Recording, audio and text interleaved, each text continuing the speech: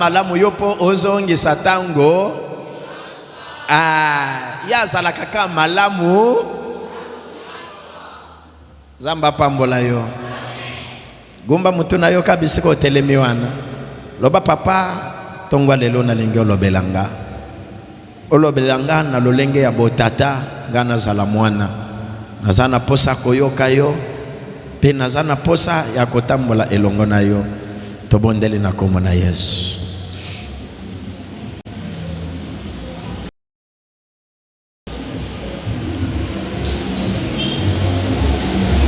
Alléluia. Papa tochiki ngonga oyo kati na maboko na yo.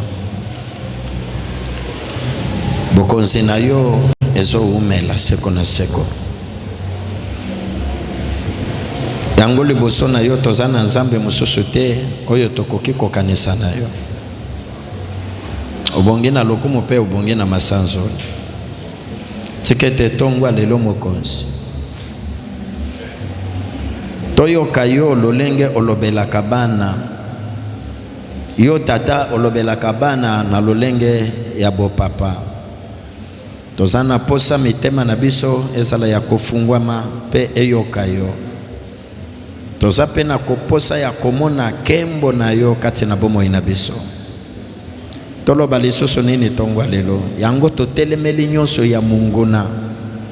Oyo elingaka ko distraire biso na bapongi na makelele kobima kokota. Nyonso totelemeli yango musika na kombo na Yesu Kristo.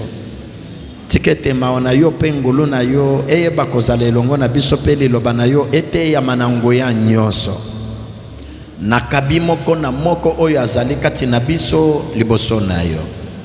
Matoi ya molimo pe ya nzoto eyeba kosimba mape efungwama. Yawe o conseiller biso, onyolosa biso, opambola biso na bonzambe na yo na kombo na Yesu Kristo tobondeli pe tolobi amen.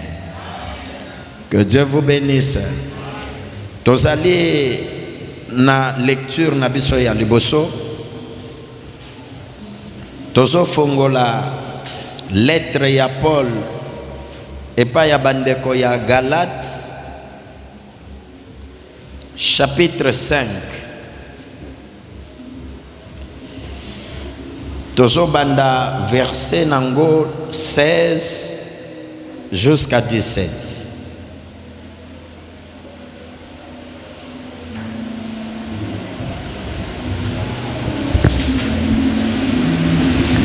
Galates chapitre 5 verset 16 à 17. Galates chapitre 5 verset 16 à 17, j'ai lu au nom de Jésus-Christ. Amen. J'ai dit donc, marchez selon l'esprit et vous n'accomplirez pas le désir de la chair. Car la chair a des désirs contraires à ceux de l'esprit et l'esprit en a de contraires à ceux de la chair. Ils sont opposés entre eux afin que vous n'effaciez point ce que vous voudriez. Amen. Amen. Tobeteleli loba ya nsambe maboko. Na bondeli soki ekozala malamu yo moto oza na nsima omeka kokomble bakiti eza vide liboso botikela bayeba koya na retard bafanda nsima na bino soki nzambe akosunga biso na botosi tomata liboso soki omoni kiti liboso eza vide mata to komble na bolingo ya nzambe. Merci pona botosi. Nzambe nanga apambola yo. Bien-aimé, mercredi, vendredi, tozalaki richement béni parce que mercredi, ancien Olivier a introduit biso na thème ya moi. Marcher avec Dieu par l'esprit. En tout cas, apesa kibiso bilei oyo esalaki yangonga. E nakotanga liloba ezo pesa biso posa ya koloba tozwa ngonga molai oyo esengeli pona kolobela teme oyo. Ndeko na ngai oyebi na ngonga oyo tokomi tokoki kosenga mapamboli ezali malamu eza nango mabe te. Mapamboli ya lolenge na lolenge eza malamu tokozwa yango mpe Nzambe akosunga biso. Kasi oyo ezali ya makasi koleka ezali ke esengeli yo nanga toyeba kotambola na Nzambe na lolenge ya bonzambe mpe na kati ya molimo. Oyebi mpo na nini okozwa litomba nyonso ya mokili, okozwa lipamboli nyonso ya mokili, kasi yeba ke ezali na mokolo Kolo Yesu akozonga pona kozwa baye bazali ya ye oyo tobengi lingomba na Nzambe. Tangu tozolobela lingomba ya Nzambe ezali kaka lingomba cité de Dieu te, ezali lingomba communauté des églises Rehoboth te, ezali lingomba les rochers frappés te, kasi ezali baye nyonso babongola motema bazwa libatisi ya molimo monsanto ba oyo babongisa lola na chaque dénomination nde baye Kolo Yesu akoya konetol. Tozali elongo yango esengeli tozala batu ya kokengelaka butu moi koyebaka komitiaka na kati ya balance pona koyeba soki lolenge ozotambola ozali elongo na Nzambe, ozotambola na kati ya bonzoto te me ozali kotambola elongo na molimo. C'est pourquoi thème na biso ya mois de septembre soki Nzambe akosepela tokoki ko continuer nango epekisami nango pete elobi marcher avec Dieu par l'esprit. Na koyoka sous thème ya mois ekofongola biso makanisi to comprendre que soki tokoki kotambola na molimo, c'est-à-dire quelque part tokoki pe kotambola na nzoto. Alléluia. Soki esengami na biso totambola na Nzambe na molimo, cela veut dire aussi que lolenge mususu tokoki kotambola na Nzambe mais na nzoto ezali na matière ebele ya ko exploiter. Pe Nzambe akosala biso ngolo parce que basali nyonso bako défiler bakolobela na thème ya moi marcher avec Dieu par l'esprit. C'est pourquoi Thomas Paul azolendisa bandeko ya Galate lokola eza séminaire te bolimbi sangana zo oyo ezali ya motoya po topesa likanisi ya tongo lelo. Okomona Paul na chapitre 1er ya Galate, Paul abandi nanu ko défendre ministère naye. Ça j'aime beaucoup. Paul commence à défendre son ministère. Vous savez pourquoi? C'est parce que Thomas Paul azoya kokota na ministère azokuta déjà ba musus ba précéda qui est. Je vais commencer par là pour que vous compreniez na niveau nini na chapitre 5 verset 16 et 17 Paul azozwa maloba oyo. Na Galate chapitre 1 kobandaka na verset 1 kokita okomona Paul azoloba soki ngai lelo nazoyeba nazosalela Nzambe pe Nzambe abenganga na asalela ye eza mutu abenganga te. Ngai Paul nazwi révélation ya Jésus Christ abimilisi ye moko epa nanga nayoka yango epa ya mutu te me Nzambe ye moko mutu alukanga pe abenganga akeyi musika azoloba ezali sango oyo nayoka yango na nzoto te to na mai te mais nazwa yango par révélation. Alors que bamususu oyo bayaka avant ye bamonaka Yesu en chair et en os balia na ye bamela pe na ye, batambola na ye, bakenda ngomba basambela pe na ye. Mais ntoma Paul atikala kolia na Yesu boye physiquement te, atikala kotambola na Yesu physiquement te. Okomona différence ya révélation, okomona différence ya appel. Ba Pierre, ba Thomas, ba Philémon, ba Moussous, ba André, bien aimé, na ba Jean, ba tambola na Yesu boye, ba solola na ye, ba zolia pe na ye. Mais Paul atikala kotambola na Yesu ndenge wana te. Mais tango tangi chapitre 1er, chapitre 2, 3, biloko Paul azobimisa elakisa ya solo ke azwaki yango na nzoto te, mais azwaki yango na molimo. Tango azofongola yango alakisa différence kuto koleka baye bazalaki na Yesu, mais ye atikala kozala na ye te, mais azalaki na ye na molimo. Afongola biloko koleka baye bazalaki na ye na nzoto. Mais likamuna biso ya motoya na chapitre 5 verset 16 et 17 azolobanini. J'ai dit donc, marchez selon l'esprit et vous n'accomplirez pas les désirs de la chair.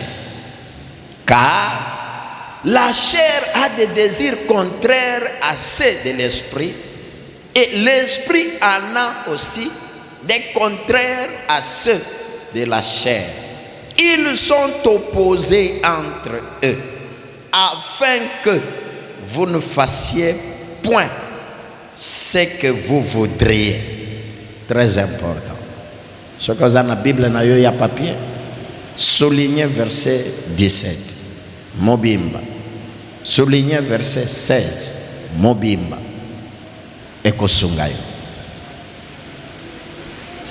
Alors, on a ligne de partager, marcher par l'esprit. C'est ça mon soutien. Marcher par l'esprit. Et cause elle n'a pas moins confusion. Mutu azotala alamuki. Mutu ayambali loba na nzambe. Ba pesa ye ba fermissement. Ba mema ye pe na mai. Azui li baptise. Pe ayaka na église. Deux fois asepeli na ye, amoni que non. Korale la lumière eyemba kabia. Na sepela pe ngana kota na banda ko yemba na bango. Orchestre babini sakabiso kitoko. Ngape nazana mwa mungongo malamu na kota pena banda koyemba na bango mususu atali non. En tout cas ngana sepelaka vraiment ndenge ba protocole balataka pe basalaka ngai pe na koti na protocole ba département ekeseni omoni mutu ayambaki lilo azui affermissement akei baptême azongi mbala moko atali esike sepelisie akoti abandi kosala. Tout à fait normal. Et là, c'est logique. De fois, dans l'église est belé. Tobo y paye en côté. Mais problème, ezali na lolenge otambola kana nzambe. Sanga mer bandeko. Lolenge nini yo ozali kotambola na nzambe. Otambola naye na lolenge ya nzoto ou soit ozali kotambola naye na lolenge ya molimo. Ndebisika problème ezali. Mateya oyo na ye kote ya mopagano te. Po aya koyamba lobiko te. Matei oyo ezali matei ya bato basi bayamba Yesu. Mais malgré koyamba Yesu, lolenge na bango ya kotambola, lolenge na bango ya kobika, bazali kobika na lolenge ya molimo te, mais kasi bazali kobika na lolenge ya nzoto tout en étant dans l'église.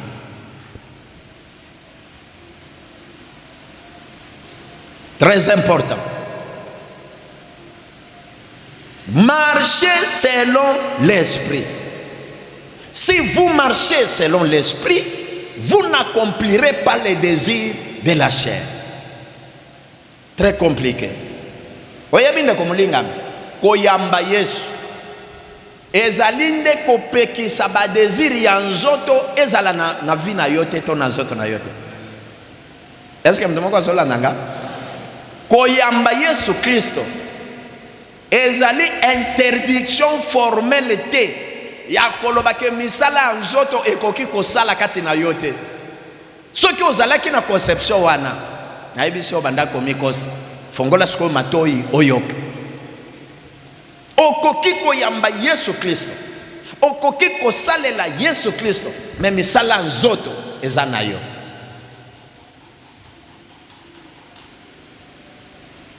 Et d'ailleurs, ne makambo ezo rendre marche ya église difficile. Nde biloko ezali à la base ya kozala ba faux bandimi. Ozana yo mondimi mais faux. C'est lié au témoignage. Vous allez voir que les sous-thèmes de l'année sont vraiment inspirés. Nenge totambola na chaque sous-thème, au moins que ezali complémentaire. Exemple tozui ya marche ya Abraham. Abraham ne marchait pas selon la chair. Voilà que c'est essentiel le bosso. Abraham ne marchait pas selon la chair, mais Abraham marchait selon l'esprit. Vous savez bien aimé, oyebi oko tambola na mutu, mais ozanaye elongote. Est-ce que na loba bien? Oza penza na mutu ko, bozo tambola naye, mais bozali elongote. C'est-à-dire le fait de marcher ensemble ne signifie pas nécessairement que lolenge ozo tambola naye, bozali naye elongo. Non. Et c'est ce qui se passe souvent dans la vie chrétienne. Plusieurs bazo kanisa kotambola kana nzambe. Effectivement, mais bozo tambola naye na lolenge nini? Bozo tambola naye na lolenge ya molimo to ozali kotambola naye na lolenge ya nzoto. Et si kana sepeli na lecture na biso eza nini? Car la chair a des désirs contraires à ceux de l'esprit. C'est là où il y a un problème. Nzoto ezalaka na baposa na yango. Baposa ya nzoto ezalaka toujours contraire. Esalaka bitumba na baposa ya molimo. Yango omona, c'est très important de marcher avec Dieu par l'esprit. Lolenge na yebele cité de Dieu na yebaka ke soki silence ezaboye, c'est-à-dire ezokote. Nzamba pambola Bible. Oyo ezali ya mutu ya mukristo ya lelo. Oyo tozo benga na kati ya église du soir. Bien aimé, makambo ezoleka na kati ya mboka, na kati ya mokili mobimba. Esengeli ebanda kofongola mukristo mayele na ye na makanesi. Soki obanda kozala na kati ya distraction, nzamba ayokela yo mawa asunga yo ozonga na kati ya bonzambe parce que toyebi te ba makambo ndenge ezoleka, on ne sait pas. Yesu akoya butu, akoya tongo, akoya midi, akoya pokwa. Kaka oyo azali na kati ya molimo nde mutu akososola ke mokonzi azali pene pene. Ça ne sert à rien. Bien aimé, o gagné mokili mobimba. Ça ne sert à rien. Ozala na nyonso oyo esengeli ozala nango en tant que moto. Mais kasi bonzambe ezanga yo, mokolo ya suka oko regretter batour nyonso salaka. Des fois otambolaka makolo, des fois oyaka ozolela moi mbula, ozopola bangungi bazo soyo. Non, na supporter parce que nazo salela nzambe. C'est vrai. Tu peux servir Dieu, mais tout en étant en chair. Mais l'église du soir est appelée à marcher avec Dieu par l'esprit.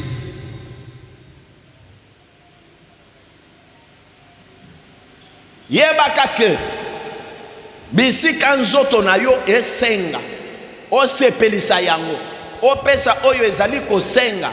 Yebaka toujours que baposa wana ya nzoto ezali kosala bitumba na baposa ya molimo. Nde boye liloba ezali koloba ngai somwe na lobite. Sachez que les désirs de la chair sont contraires à ceux de l'esprit et ils sont opposés entre eux. Mokolo moko te posa ya nzoto na posa ya molimo ekobalanaka, jamais du tout. C'est pourquoi soit tu marches avec Dieu selon la chair, soit tu marches avec Dieu selon l'esprit. Eza yo mutu nde okokatalika.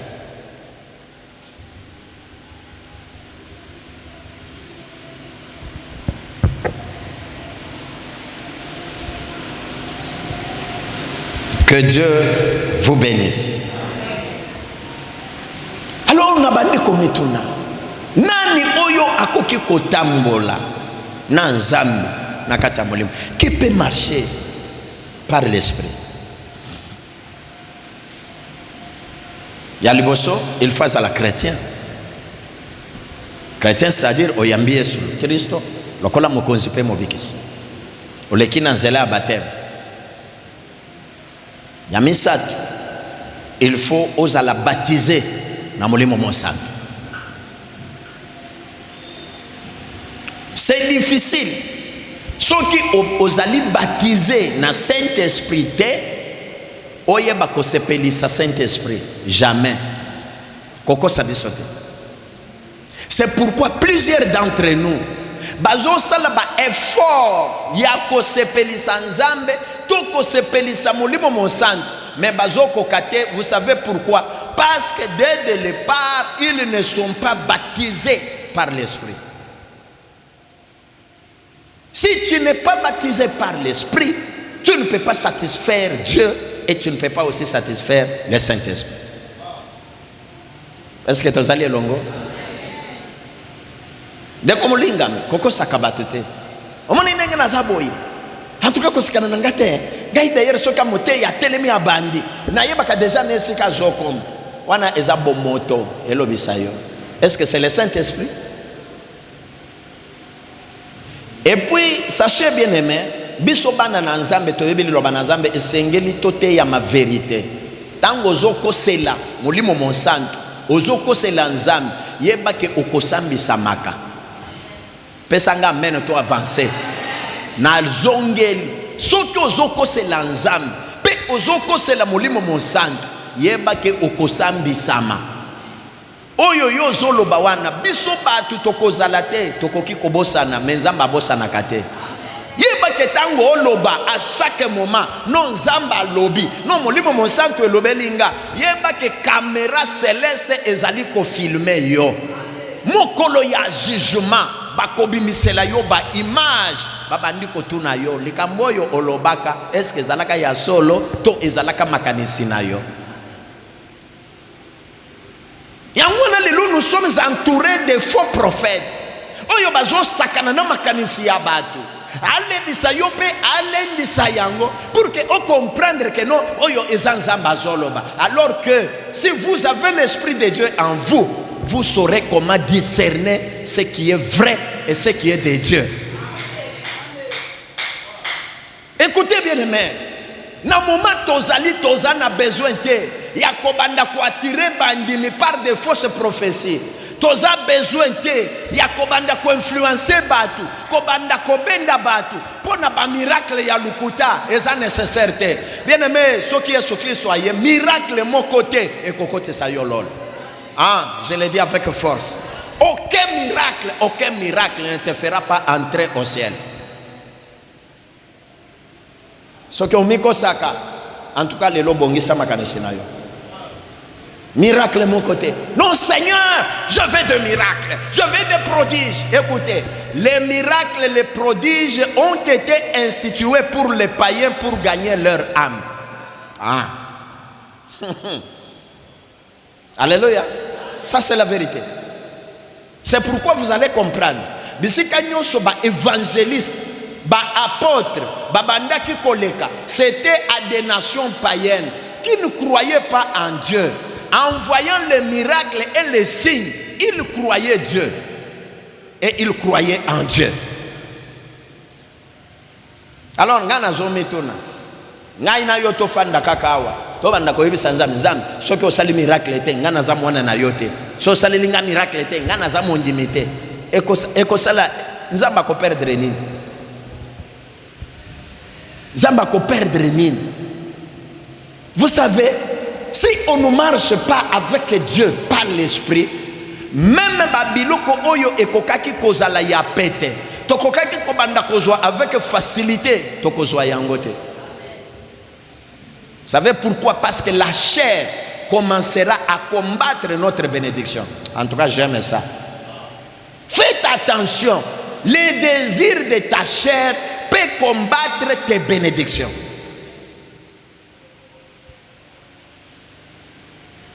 Alors ne fais pas semblant.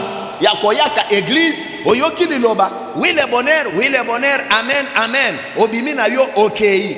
Oh là, ngana za mondimi ya solo. Attention, faites attention. Okoza la ponctuelle, ozoyaka na église, ozoyoka liloba na nzambe, mais si tu n'appliques pas ce qu'on t'enseigne, bien aimé, okotika la Liban. Moi j'aime, bobanda nanu ko consulter bien l'écriture, bo comprendre le sens ya kotangi sama liloba ya nzambe na bosol. La Bible dit femme oyo azalaki na kunki, oyo azalaki courbé na mukongo. La Bible dit chaque jour il était dans le temple. Chaque jour abandaki koya. Ba ancien, ba souverain sacrificateur na kati ya temple, bazo monaye akoti mukongo naye ya kogunza. Adorer nzambe, apesi pe mabonza pe abimi. Ezalaki mokolo mokote, mikolo mibalete. La Bible dit combien d'années? Les lecteurs de la Bible, combien d'années? Moi soyo azalaki na kunki na kati église. Elle a fait combien d'années? Hein? 18 ans. On ne pas mettre simple boye na bandimi. On ne pas tangate, atatotei, bakomakate. De yangwana bokokolate. 18 ans. Bien aimé, la femme a fait 18 ans. Azo ya l'église, bazo te yaye, azo pesa mabonze, basala appelle des fonds à pesi, basongi li songi à pesi, asali boy à pesi, mais elle sort toujours na kunkinaye. Pendant 18 ans. Pendant 18 ans. C'est pourquoi même dans les églises, beaucoup des enfants de Dieu entrent avec le problème, travaillent, servent Dieu et sortent avec leurs problèmes.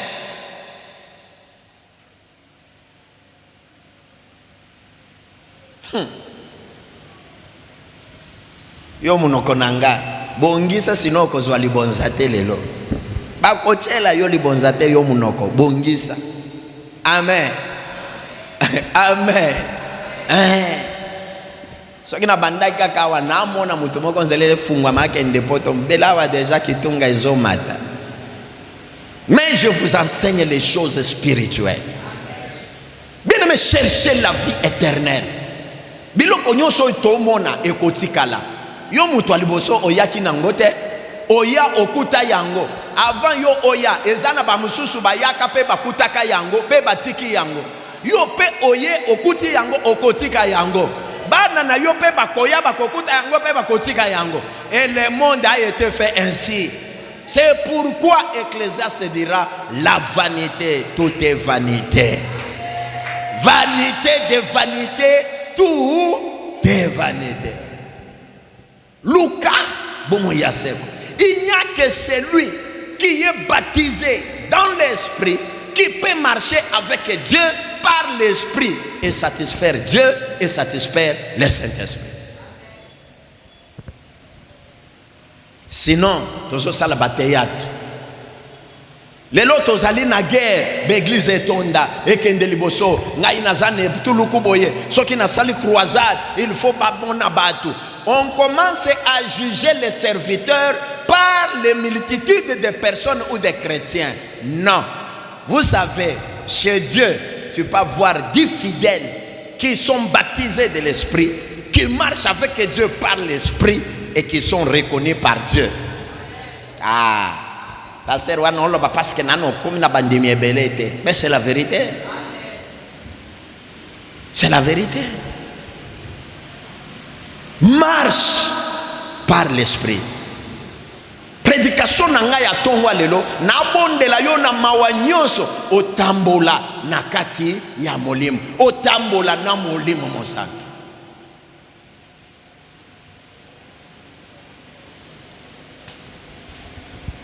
Qui peut marcher par l'esprit? J'ai dit d'abord, c'est celui qui est baptisé du Saint-Esprit. C'est celui qui vit avec le Saint-Esprit en lui. Lisez-nous 1 Corinthiens chapitre 3, versets 16 et 17.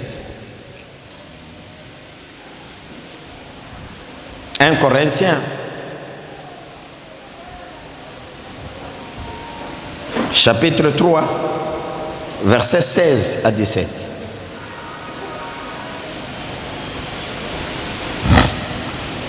Est-ce qu'on est là?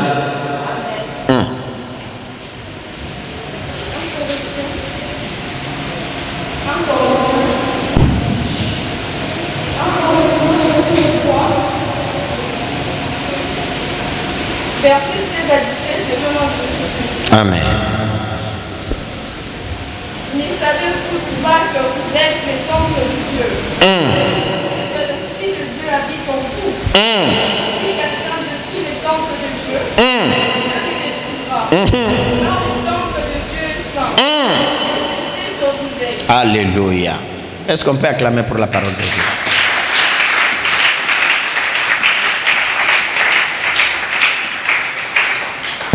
Oyo ezalika kantoma Paul azolo bana bandeko ya Corinthe. Ne savez-vous pas que vous êtes le temple de Dieu? C'est bon. Ne savez-vous pas que vous êtes le temple de Dieu et que le Saint-Esprit de Dieu habite en vous? Alors, sachez que celui qui détruit le temple de Dieu, Dieu aussi les détruira. Est-ce que bisiko ozaliwana oza conscient que ndenge nazaboye nazalinda oyo ebombi nzambe? Pourquoi nous nous disons nous sommes une maison d'habitation de Dieu? C'est à partir de ces versets. Moi na cité de Dieu, oza kaka moi na cité de Dieu ya kombote. Oza moi na cité de Dieu oyo azali na nzambe kati na ye. Soki nzambe azali kati na yo, Bible ezoloba Dieu est esprit, c'est-à-dire son esprit habite en toi. Alors il faut savoir que si vous essayez de détruire le temple du Saint-Esprit, votre vie sera aussi détruite. Je sais qu'au linga yangote, mais c'est la vérité. Alors sache comment tu marches avec Dieu. Ozome manzambe otambola na ye lokola sake na yo ochaka mbongo ou bien osho latie na kati ya motema na yo. Parce qu'il arrive deux fois mutu akoza na sake na ye téléphone ezali mbongo ezali akobosa na yango un moment donné, mais celui qui porte Dieu dans son cœur ne peut pas abandonner Dieu. Mutuna na zotuna olati nzambe lokola elamba to nzambe azali kati na motema na yo. Celui qui porte Dieu comme un habit a peut changer à tout moment selon les temps et les circonstances. Na moment azali na avantage akoloba même nzambe yemoko akoyoka elanga kaka mawa déjà parce que ayebi état nazal. Wana yomoko o se défendre peut ou agir selon le temps et selon les circonstances. Mais celui qui porte Dieu dans son cœur, c'est que même si je suis seul, Dieu est là et Dieu me voit et Dieu est en moi. Tout ce que je fais, je lui fais participer directement ou indirectement. Oh là là, ouais.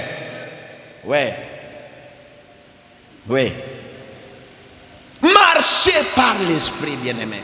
Celui qui marche par l'esprit ne regarde pas les gens. Au mon église, il y a un message que mon enfant m'a envoyé aujourd'hui. Zambe azo regretté que l'église de Dieu tozali na elemo tozali na motema ya kobanda ko reconnaître bola monzamba zo salela biso pété peto banda ko komisa. eza message na yebisa yo nazo lendisa yo te eza message nzamba zo regretter même ya mike oyo nzamba zo pesa biso tozali ben capable ko rendre gloire à Dieu.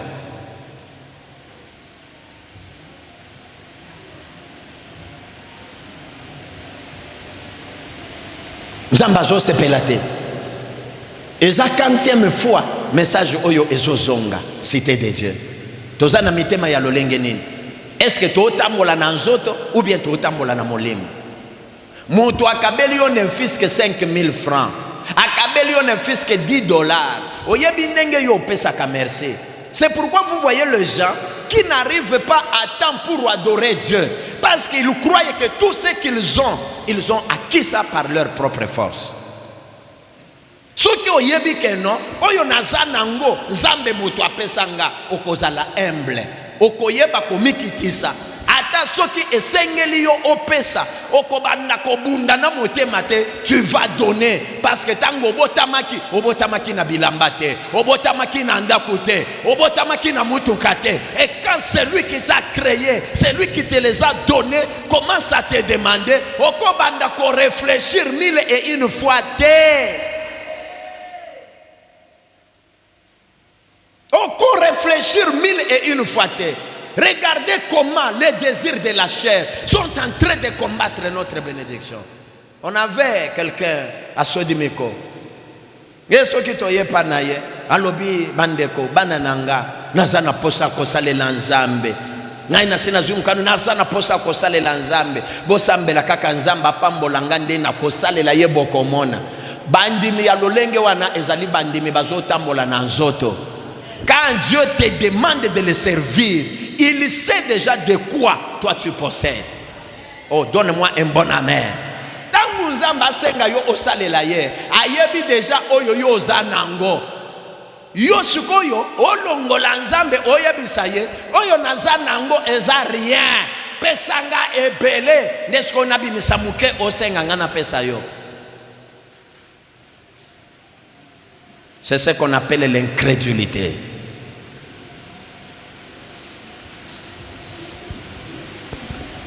Silence complice. Est-ce que vraiment tu marches par l'esprit ou bien tu marches selon la chair? Tout ce que tu fais, c'est tout simplement pour satisfaire la chair. Non, il faut na vie moko ya confort.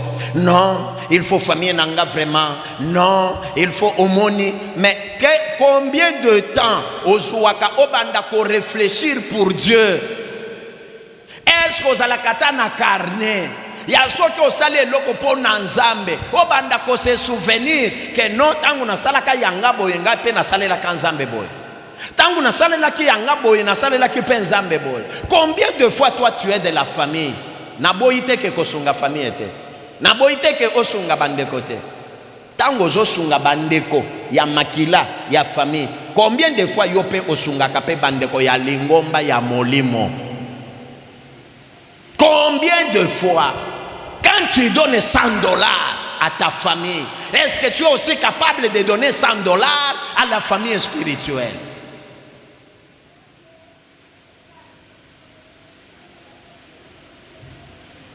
Silence complice. Que Dieu vous bénisse.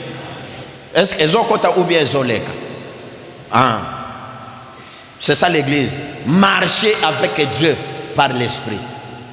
Les lots na kati ya l'église, na lobela plus précisément, na ba inyo so bazolanda biso musika. Les gens marchent vraiment avec Dieu, mais dans la chair.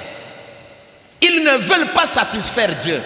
Ils ne veulent pas réjouir Dieu, mais ils veulent se réjouir et réjouir leur famille. Vous savez combien de fois Dieu est en train de pleurer? Tango amona musala na ye etepa tepa, mais amoni ke nzamba cha yo wana, c'est pour donner la solution. Mais toi tu fais semblant. Tu fais semblant. Vraiment. Il y a un riche dans la Bible. Bible lobi tango aloni nzamba pesie biloko ebele abuki atondisi bandaku alobi na molema na ye mon âme mange, réjouis-toi, sois dans l'abondance. Zambatala lobi ambo nyonso ache yango pona molema na ye sikoyo ngamu tunapesa kiye achenga wapi. La Bible dit la nuit je vais ôter l'âme. Totala soki biloko wana ekozongisa yo.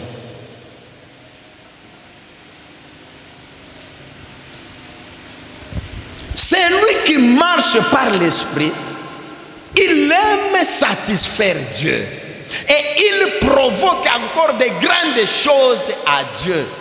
Parce que dès que tu entends Dieu te dire quelque chose et que tu appliques, tu es en train d'ouvrir encore de nouveaux chemins.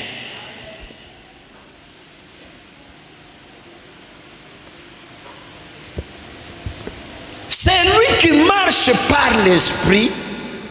C'est celui qui devient une lettre écrite par la main de Dieu avec l'esprit et non pas avec l'encre. Totanga de Corinthiens. Kolobate ke pasteur okanela kibiso.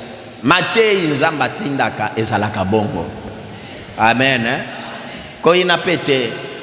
Omoni kinina ezalaka bololo. Metangu tomelaka. Nde yango ebikisaka biso na maladie. À chaque fois que tu refuses la vérité en face, yebake okozala bloqué. Ne cherche pas les sorciers dans la famille. C'est toi-même et ton cœur. Des Corinthiens, chapitre 3, versets 3 à 6.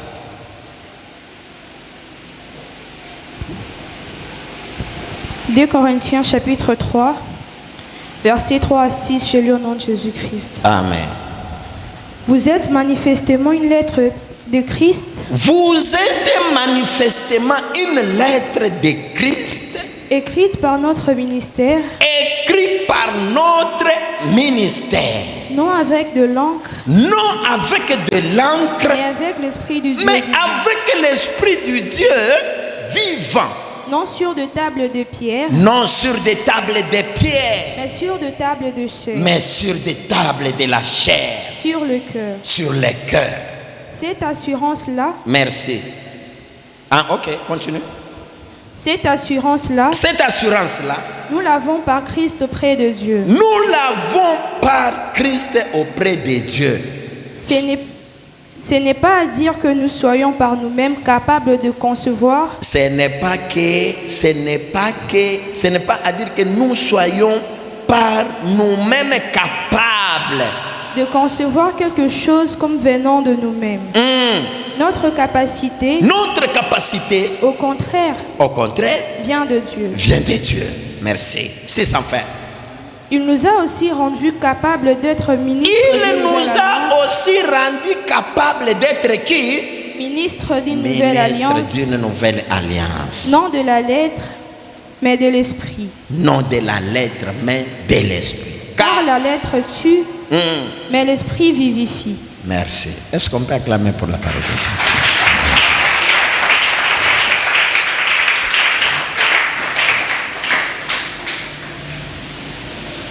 Amen. Paulo azoloba na bandeko ya Korinthe. Alobi me bandeko. Bino oyo esengeli nde botalisa. Bino bozali bilembo ya kotalisa manifestation ya Saint-Esprit. Katsinabi. Comment? Parce que bino bozali lokasa. Lokasa wana ekomami na bike ndenge tookoma boyete, mais lokasa ekomami na mosapi ya Nzambe na nzela molimo mosante. Alléluia. Un vrai chrétien qui marche avec Dieu par l'esprit devient une lettre écrite par la main de Dieu avec le Saint-Esprit. Cela veut dire quoi? Ce n'est pas la lettre comme dans les livres de Pentateuque, là où nous voyons la loi, mais c'est une lettre écrite par le Saint-Esprit dans la nouvelle alliance. C'est-à-dire quelqu'un qui marche avec Dieu, quelqu'un qui est conduit par Dieu, quelqu'un qui marche avec Dieu à travers le Saint-Esprit. Si le Saint-Esprit lui dit ne fais pas ça, il ne le fait pas. Si le Saint-Esprit lui dit assis-toi, il s'assoit. Si le Saint-Esprit lui dit écoute, il écoute. Si le Saint-Esprit lui dit ne mange pas, il ne mange pas. Alléluia. Et la Bible continue à dire, ce n'est pas par notre capacité, mais notre capacité à nous vient de Christ à travers le Saint-Esprit. C'est Dieu qui nous rend capables. Si tu marches avec Dieu par l'Esprit, Dieu te rend capable. Là où tu étais faible, mais Dieu te rend capable. Là où tu ne pouvais pas faire, le Saint-Esprit t'actionne et tu fais quelque chose avec assurance et avec force. J'ai prié, mon Dieu, que l'Église soit accompagnée, marche avec Dieu et marche par l'Esprit. Que Dieu vous bénisse. Quand tu marches avec Dieu par l'Esprit, bitumba et kozalate. Bitumba et kozalate. Vous savez bien aimé, il y a d'autres combats qui nous arrivent dans la vie, qui nous met à genoux, tout simplement parce que nous marchons selon les désirs de notre chair. Vous savez, il y a quelque chose qui m'arrive dans la tête. Il y a un chef qu'on appelle le centenier. Un chef qu'on appelle le centenier. Un jour en Israël, l'église avait besoin d'un temple, d'une synagogue. Qu'est-ce qui arriva? C'est un centenier qui ne priait même pas. Un païen. Écoutez-moi bien. Un païen qui ne priait même pas reçoit la doléance que non, nous souffrons à construire les synagogues. Le centenier dit, en bon, ok, achelo boko na poche, abimisi mbongo, atongeli bango synagogue. Il est parti.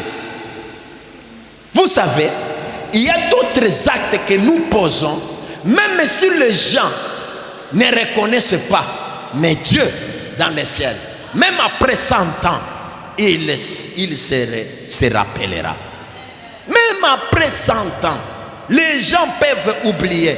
C'est pourquoi dans ta vie, quand tu marches avec Dieu par l'Esprit, cherche à sceller, cherche à laisser des marques de confiance, des marques dans ta vie où les gens commenceront à se rappeler de toi.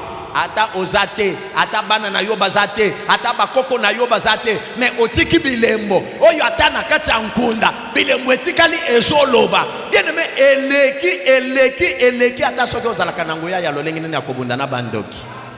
Ce centenier est parti. Un jour, il ne savait pas que son serviteur tombera et il mourira. C'est ce que moi j'aime la Bible. Le centenier est parti. Un jour, son serviteur tombe malade et il meurt. Je ne sais pas quelle intuition. C'est au même moment. Centenier a yoki que non. Koloyes à côté. Na village na biso. Alors c'est vrai alobi alors mais na yoki sango ya muto wana. Na yobi ke non abiki sa ba maladi. Asa ça n'a pas ouais. Mais mosali nanga oyo na kotika ye akende boyete. Na kende nano ata komona ye. Bien aimé, les centeniers arrivent devant Jésus. Batu balingi babanda kopekisa ye. Toi tu es païen. D'ailleurs tu ne priais pas avec nous, mais les anciens du temple qui savaient l'histoire à la synagogue. Si nous avons ces synagogues, c'est à cause de ces centeniers. Ah, pesanga menete. Oh, pesanga le soit mère. Bien aimé, ozomone loko ese perisanga ezani. Batu bandeko bancien balingomba bazalaka na histoire. Baye, yesu kutu alingaki abanda ko sala ye semblant. Haye balo binkolo salela ye quelque chose. Omoni synagogue toza na yo na biso. Ezaye muto atongaki yam. Oh, j'aime ça. Ezaye muto asalaki nini atongaki yam. Et maintenant le centenier s'approche, il dit Seigneur, dis seulement un mot. Je sais que mon serviteur vivra. Jésus dit qu'il te soit fait selon ta foi. Vous savez bien, mais quand on pose les actes, on les pose par la foi. Tu ne connais pas ce qui t'arrivera demain. Toi fais d'abord aujourd'hui. Oyebite Nana lobaka toujours ata totele mia watolobi. Nani akopesa $100. Zamba sala yeboy. Bien aimé, Dieu ne peut pas vendre un miracle par l'argent. Mais c'est ta foi à toi, c'est ta foi qui va pousser à Dieu de faire de grandes choses. Si tu n'as pas la foi, Dieu n'agira pas. Alors que la foi commence là où il n'y a rien. La foi commence là où il n'y a rien. Toi tu dis, moi je m'élève, moi je veux faire à travers la foi. Et Dieu commence à bouleverser le monde. Dieu commence à bouger les ciels. Il dit, cet homme qui a risqué, cet homme qui a pris la décision, il n'a rien, mais à cause de mon nom, je ne peux pas me taire. Agissez par la foi. Bien aimé, bossale là, nanzele ya kondima, kozela nanu bosimba te. Tangu bozela bosimba, boyeba ke botambola nanzambe, mena kati ya nzoto.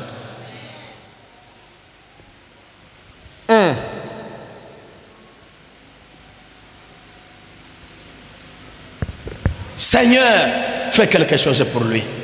C'est lui qui a construit ce temple. Est-ce qu'on continue l'emboté na vie na yo? Ata soki masumu na yo et comment makana bire lokole ya jida, Dieu est capable de te pardonner quand tu poses des actes, même tes enfants. Dieu est capable. Yo osate. Bien aimé, ata osali ata osate, personne ne peut pas combattre pour quelqu'un d'autre. Si ce n'est pas Dieu. Ezaka kanzambe nda kote la kabiso na babitomba tomona kana oyo tomona kate. Mais on peut en arriver là-bas seulement si on marche avec Dieu par l'esprit. Est-ce que tu entends l'esprit te parler? Ezana batumusus na yoka kanzambe te oyoka kanzambo sala kande semblant.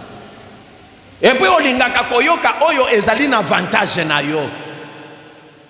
Oyo ezo senga yo o perdre olingaka koyoka te wana olobi oyo satana bato oyo eza mitema mabe oyo eza boye basali yango parce que bamoninga. On ne le fait pas parce qu'on te voit, mais c'est Dieu qui est en train de te parler. Sois seulement humble, obéis, fais ce que Dieu te demande et tu vivras.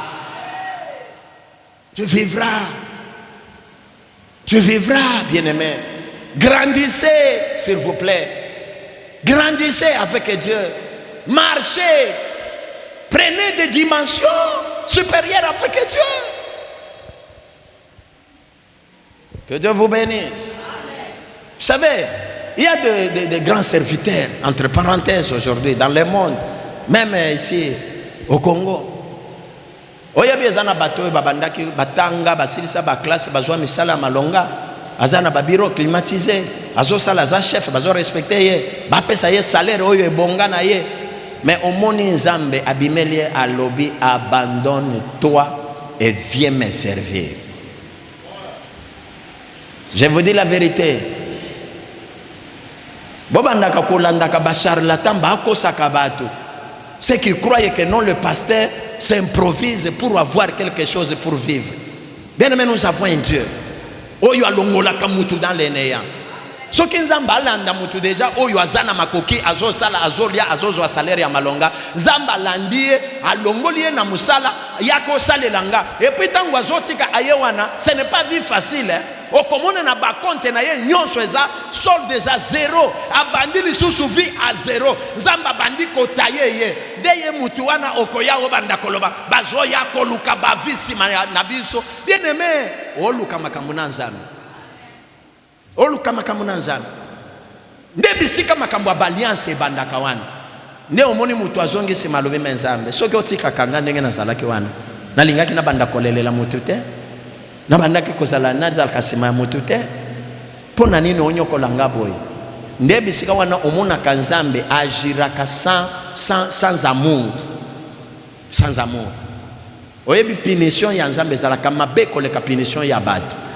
Okotikala na bututu otambola kanango vina yo mobimba. Soki otali bien attention ekoti petit na makila ya bana ebanda kolanda.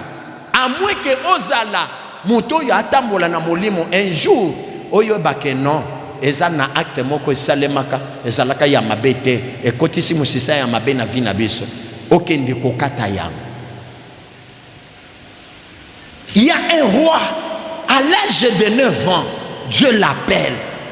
Il l'établit comme roi sur Israël. Qu'est-ce que ce roi avait fait?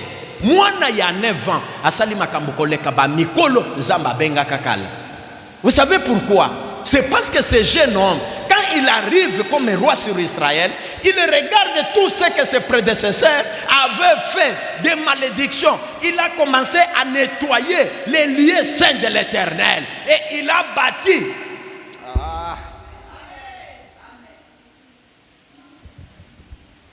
Zambenanga, eza likambo nini na église oyo? Eza na mutu moko message oyo eza ya ye. Soki oko comprendre que non message oyo eza yanga eza ya bato nyonso te, nzamba akopambola yo. Mwana ya muke 9 ans nzamba bengi. 9 ans soki botali bana na bino oyo, mwana na yo ya 9 ans wana, est-ce que akokamba mboka? Ata quartier ya pamba, ata avenue. Lelo tozana ba mikolo bazana ba 40, 50, 70 bakoka ko gérer même communauté. Mais mwana ya 9 ans akambimbo ka mobimba ya Israël. Nzamba sali ngolu asali na bambula koleka ba yenyonso bazalaki ba mikolo. Vous savez pourquoi? Parce qu'il avait la sensibilité spirituelle et il avait le discernement. Atala le bité. Bato nyonso bakoko nangana batata nangoyo balekaki liboso awa basuyaki balie saint ya nzambe. Ye tango akoti eloko ya liboso ezali ko remettre biloko ya bonzambe na esika. Bien aimé, cherche à remettre ta vie en ordre avec Dieu. Soki okozongisaka bomo ina yo na esika nzambe alonga te, bien aimé, okobanda kobundana nzambe sans le savoir. Ozobundana nzambe mais sans le savoir. Oh non, c'est Dieu qui est en train de t'attaquer. J'avais donné un verset ici. Écoutez bien aimé, Dieu attaque aussi ba oyoya lingaka. Bondimite. Zambe atakaka pe ba oyoye asalaka nini? Alingaka. Ce que olingo sala biloko oyoya asepelate, Zamba ko attaquer yo. Est-ce que les lecteurs sont là? Cherchez-nous le verset où Dieu attaqua Moïse.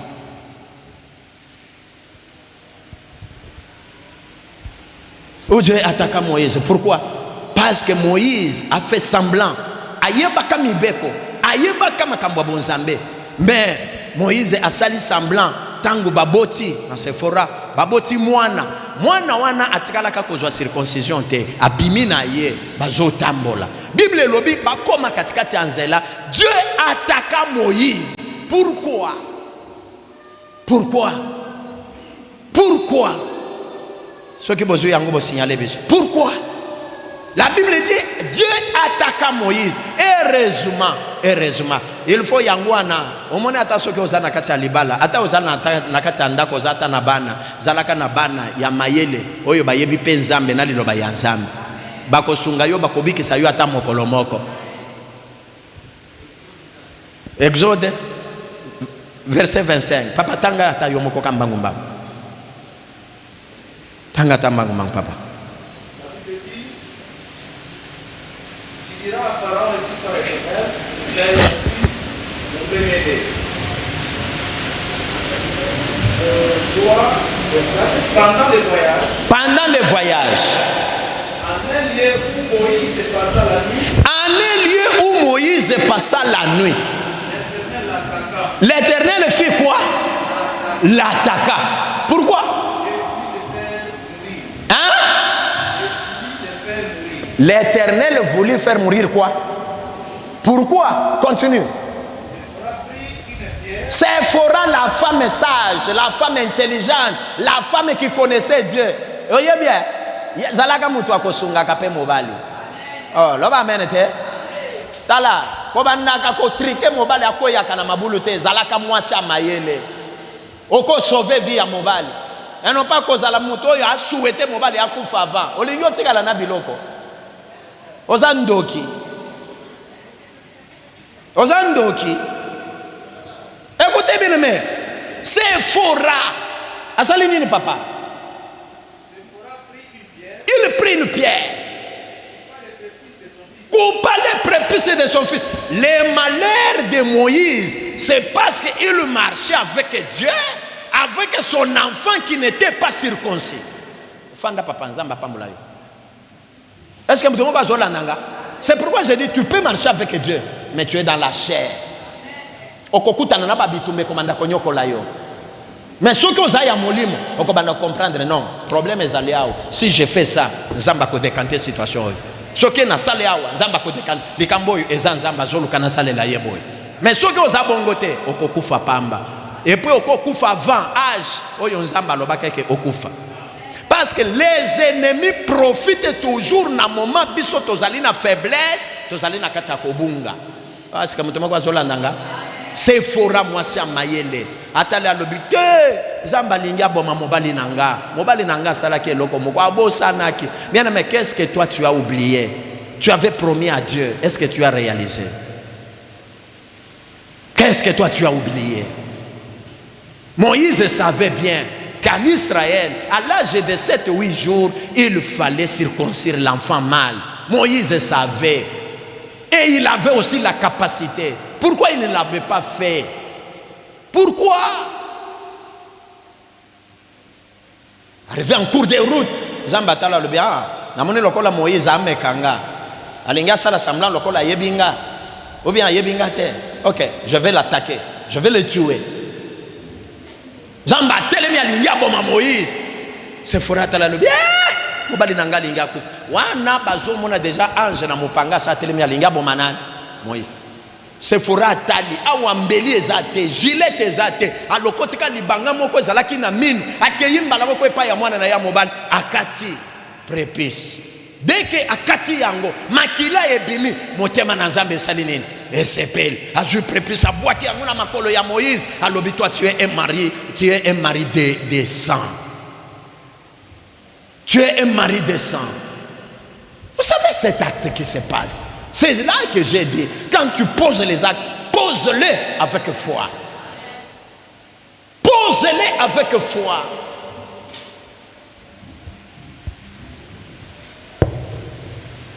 Pose-les avec foi. Marcher en esprit, c'est marcher par la foi. Or, quand on parle de la foi, c'est-à-dire on voit les choses qui ne sont pas visibles, mais toi tu les vois dans l'imaginaire. Tu crois que ce que je fais aujourd'hui, je vais les gagner au centuple demain. C'est ça la foi. Ne cherche pas des garanties physiques pour servir Dieu. Ne cherche pas des garanties physiques. Tu es en train de te bloquer. Alléluia. Oh, alléluia. Un jour à Lubumbashi, na moni ser moko, na ebite ndenge molimo mosanto ekambaka ye.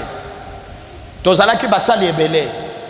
Atala lobi en tout cas, na benga mobali nanga sikoyo par la foi. Obi makamba banda kosala. Akokende, bozana ye bosolola naye atala kakatai na yo. Basali nyonso ndenge tozalaki, on était en tout cas les anciens, en tout cas pas moins de 7, anciens, sans parler des diacres, tout ça. Naba pasteur. Atali yo kakaboy amoni déjà taille. Akei bazalaki na maison de couture ya kitoko. Eza ye mutu amanda kotongate.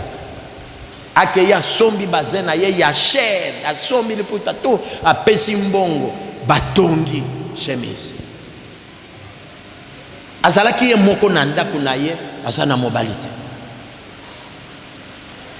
Namona kaka semena moko boy namoni muninga na ya muninga na ngamo ko to banda ko sala naye alati chemise kitoko efandi ye penzako otali na baza lobi oya antoka Nzambe asungia sa kitoko alati to sambela Nzambe.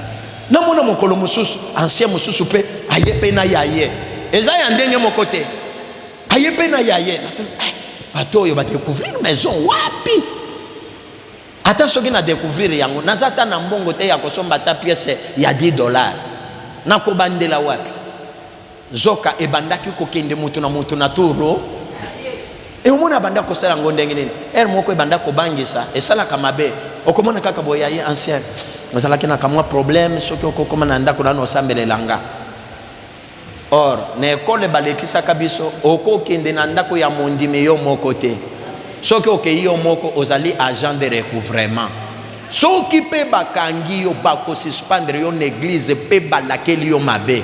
Ne discipline biso toleka. C'est pourquoi bon mon pasteur na bino atambola kana banda kupamba pamba te. Ce n'est pas par l'orgueil, mais ce qui na yena ndako na yo et que oyebi no lenge oyambelanga pete etalio. Etalio. Na lo bapo na ko se inventer te na yebi école na leka. Un jour pour être aussi de sécurité miracle na sali na lembi. Ayo ancien. Pardon vraiment, est-ce que koya nanda ko sambele langa ezana kamoli kamomoko boy na lubiser na sina le mindenge za boy talanga moko na bandi culte 9h 16h30 nazo teya nazo yemba na sambele la bato na délivrer ngamoko tokoma na suka lisusu na kende ko landa yo nanda ko sambele la yo ya abondelinga papa pardon oko umela te zoka azalaki na consigne apôtre na biso tozalaki na ye soki amoni yo mondimi osala babiloko ndenge wana na basali lolenge obendela nde basali makambo obendela nde basali makambo tatane na lubi awa nakosala ndenge ni nakange ka motel na lubi tokeni tokei kaka boye tokoti afungoli porte baboye azaye moko awa soki moto aleki awa bakoloba ndenge nini non papa akota tokoumela te akoti kaka boye afungoli porte tikali polele akoti kaka kuna na chambre pa abende chemise papa chambelelanga kaka afukami bandeko ezalaki na sachet naza na temps ya kufungola te nasambelele kaka et puis nasala yango mbangu baya kokutanga te na sambeli pou na bimi na sachet nanga na zongi na église apesika mama ezani na lobitia kaka ache biso na toke kokoma na ndako kufongola boy namoni ba chemise ba qualité oyo baninga babanda ko sala ni oyebi tangu asilisika liste ya bancien na ba chemise ya azui libal. Vous savez aye tangu azo témoigner zolo banini ngai na bandaki ko latisa basali na nzambe na bandaki komona eza mobali nanga na latisa. En fait on pose des actes par la foi. Alatisa mobali amonite mais ye amona mosali na nzambe nde mobali nanga oyo nazo arracher. Maloba to bandaki ko déclarer chaque serviteur azo déclarer zoka nde mobali to bandaki ko benga asilisika ka boy na mobali aye. Soka na yo amemi Afrique d'ici sikoyo yo olingaka nanu namona nanu sikiba bandiko sakana nanga na nzela nde na lata courage soki na bandiko mona boye nde na sala boye zalaka ka ndenge wana okotika la lokola poto tambola na nzambe na kati ya nini ya molemo. Maintenant je vais vous donner quelques caractéristiques de celui qui marche selon la chair. Parce que Matthieu yoyo eko continuer même na semaine nazali les sous tokosal basal mususu bakoya tokosal. Nous allons continuer avec le même thème. Il y a beaucoup de choses à enseigner, mais je donne quelques caractéristiques de celui qui marche selon la chair. Amen. Eza ebele mena lokoti ata 3 ou 4 na conclure message. C'est lui qui marche selon la chair ne donne pas l'avantage à la parole de Dieu.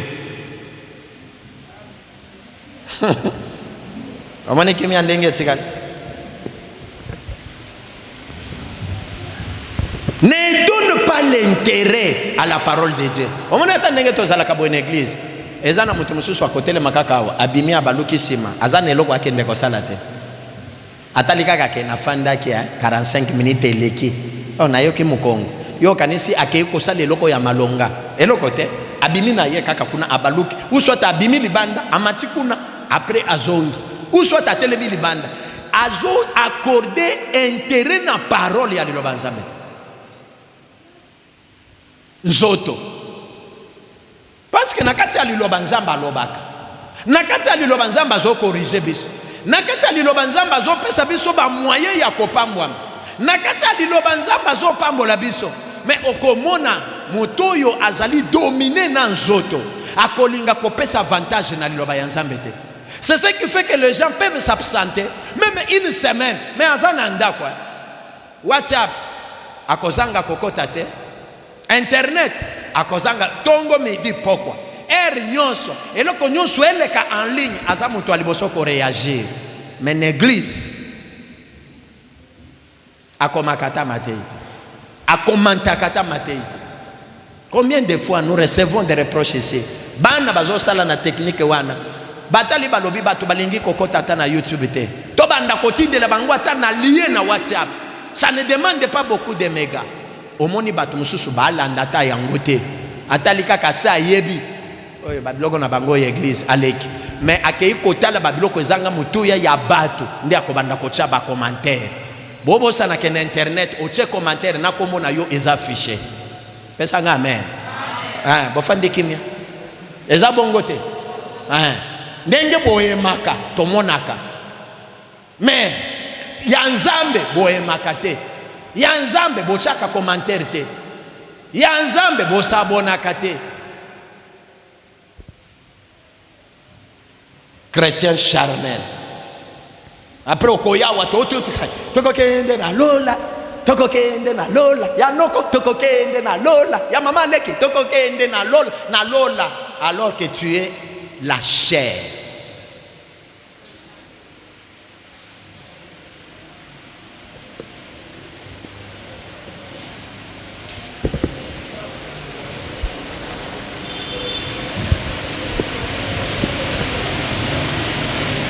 Celui qui marche selon la chair ne prie pas assez. Est-ce que vous écoutez? Ne prie pas assez. Ne yango comme l'église na bino yango ba prière yango atato lobby. Tongo prière, midi prière, pourquoi? Oh bokei lo sambo banda 12h 18h charnel. Mutu alingaka ba prière te. Tala banzunzu ya lokuta okomona tasoki ayena prière yango ba pesa ka rekete moko boy omoni a sauter abeti maboko akei koto ya zongi après 3 minutes omona fande na se abandika ko tala bato soki amone bobandi ko tala ye hallelujah hallelujah oko sanani ozo miko sa yomoko. C'est parce que tu es charnel. Celui qui est spirituel azanga kamaloba ya kolba na prière te. D'ailleurs, tant que vous avez prière, il y a 1 minute et 2 minutes à koyoka kanda. À cause de la posa ya koyebi sa modérateur. Pourquoi tu es en train de nous déconnecter? Laissez-nous entrer en profondeur avec la prière. Omona maloba ezo kita. École ya cité de Dieu, c'est la prière. Ce jour ici, j'aime mon fils Moïse. Quand il modère, nani abanda kopesa Moïse des chances. Moïse lubo ya zawani. Ce qui a symbicule, et ça le vendredi, à prière qui pensait? Ça c'est l'école. Comment on a dit que ceux qui m'ont dit alors azana bonzambete, ne lukuta wana. Ya una ebi sakabino ezaba vestete, ne kosala ngamo sali munene. Bien mais eza eloko. Eza eloko. Nalata polo problème ezate, nalata sandal problème ezate, nalata lipapa problème ezate, mais problème eza eloko. Eloko ezala nakati. Eloko. Celui qui marche selon la chair ne prie pas assez. Ne prie pas assez. Neba yomona kakak abandi prière. Yahweh, Yahweh, Yahweh. Wana assemble aza déjà nambeta. Yahweh, Yahweh, Yahweh, kolonangai, kolonangai, kolonangai kotika ngai te. Ami bendi, ami nyolosi nambeta. Hallelujah. Yahweh, Yahweh. On m'a dit tellement qu'à ronfler ma casse, surtout que les choses qui sont Seigneur, oko sanani yo, oko sanani. Prie, prie. Un homme spirituel prie beaucoup. Celui qui prie beaucoup crée de champs d'atmosphère spirituelle. Celui qui prie beaucoup crée l'atmosphère spirituelle. C'est de là que tu vas commencer à attirer les choses qui étaient loin. Commence à s'approcher. C'est en priant. Les lois église cité de Dieu. Et que kolata poso soki poso yanine. Cité de Dieu za la kaboité. Cité de Dieu za la kasoki balobi to same. Batini ke na no ta prière te oyoki na no maboko ndenge esaka. Na yomoko talo lobi awa na bosana kesik. Les lois cité de Dieu comme yobeti maboko 2 fois. Obandi ko talo ba. Alléluia. Mama. Pam pam pam. Beta maboko. Omoni mutu abeti 2-3 fois. Oza mwana ya nani yo. Oza mwana nangate. Oza mwana nangate. Celui qui est charnel ne prie pas assez. Il ne prie pas assez. ya tato fandi boye to bandi ko sambela ata sana kita asambela omona bandi ko lala ndoki ozo ya koloka biso. Que Dieu vous bénisse. Que Dieu vous bénisse. C'est lui qui marche selon la chair, juge avec rigueur les autres. Juge avec rigueur les autres. Zamba pambola yo. Kota la te, eza frère donc alobina eza likambo ya solo. C'est pourquoi beti maboko yo oboyi kobeta mais alors que nde yango salaka. Tala ndenge ojija kama kambo abatu. Tala te esika wana sala penza mabe asala mais ya yo tango salaka nani ajijaka yo? Nani ajijaka yo? Celui qui marche selon la chair critique les gens avec rigueur. Non, oya sali, elekindelo. En tout cas, to kondima batu mususu me yete nani? Yete libende to yete nzambe. Aza mutu te, aza na makila, aza na mai. À un moment donné, juger quand même avec des réserves. Okanisa pe oyo yo sala ka batu ba jijaka yo te. Des fois il y a yo sala ka yango na molili batu ba yebi te. Chrétiens, soyez affermis, marchez selon l'esprit. Marchez selon l'esprit. So yo mon église diable alinga banda ko duitruire yango e banda ka ba murmure. Yende nini? Ya lingala kisabiso. Ye kaka yende asala kaboy. Kaka yende. Pourquoi ce jugement avec rigueur? Et le konini ya mabe soki omoneke muto asali likambo esepeli siote. Olanda ye na motema ya kokita. Et non pas lokola ozalaki na ye makambo bande ko luka ye kaka ani ata place wana kokutana nanga. Ça c'est que l'église. C'est que l'église. Cherche ton ami. Cherche ton ami.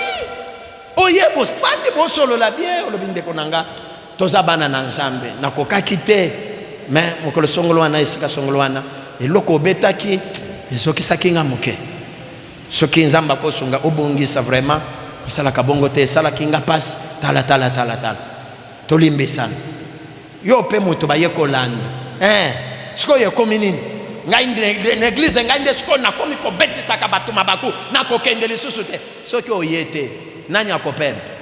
D'ailleurs ezata ngozo ya nde nzamba bundela yo bitumbu. Ezata ngozo ya nde nzamba apesa yo bonne santé. Soki oboyi etali yo ozo yela kamutute. C'est pourquoi celui qui marche selon la chair, soki alinga sa lelo akobandaka kota la bat.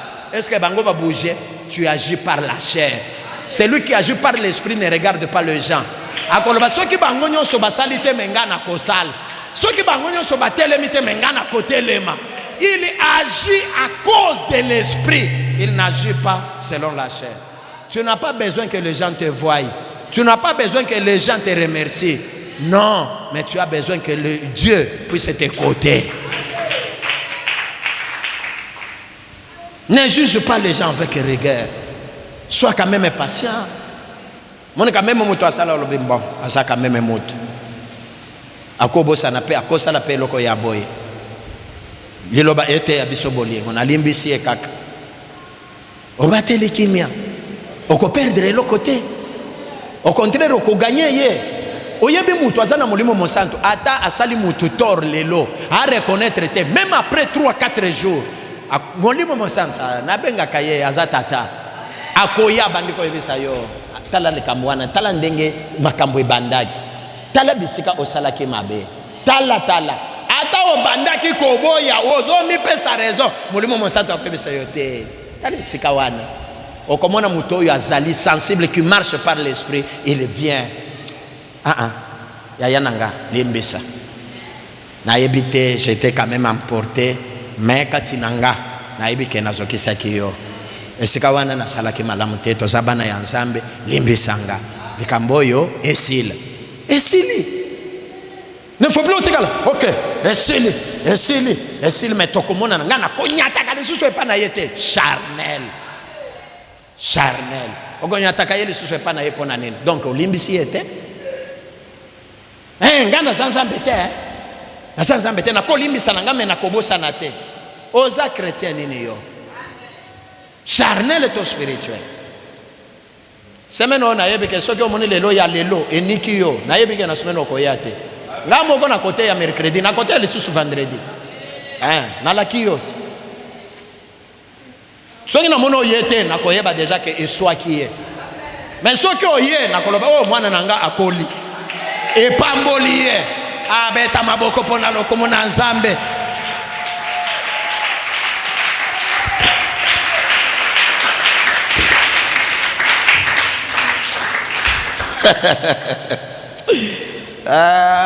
Amen.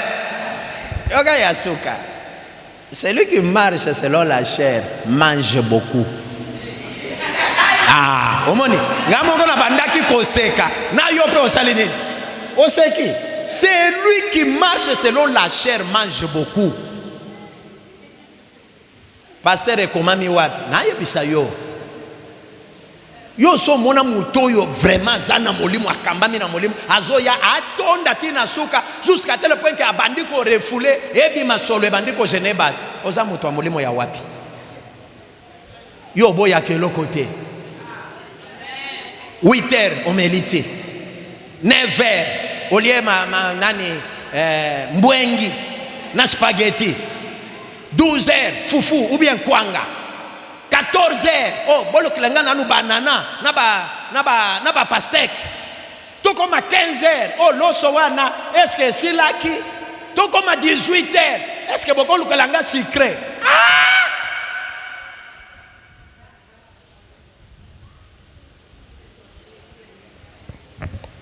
Alléluia. Que Dieu vous bénisse. Gumba mutuna yo bana ko pambola nzambe pona liloba ya tongwa lelo yebisa nzambe sunganga natambola na nzoto te kasi natambola na molimo na yo aya asunganga na yebike nazalaka faible na ba domaine songolo pakala mais tongwa lelo na yo kililoba na yo yaka osunganga papa na moko na kokokate na banda kosala lolenge olingi na sepelisa yo molimo monsanto yawe kita sunganga. Est-ce que tu peux élever ta voix? Prie s'il vous plaît. Prie. Élève ta voix, prie. Oh là là, prie. Rebo sakere la shide. Erabo sekerelo sakara bashike merela sonemeriklo. Eraso de plori.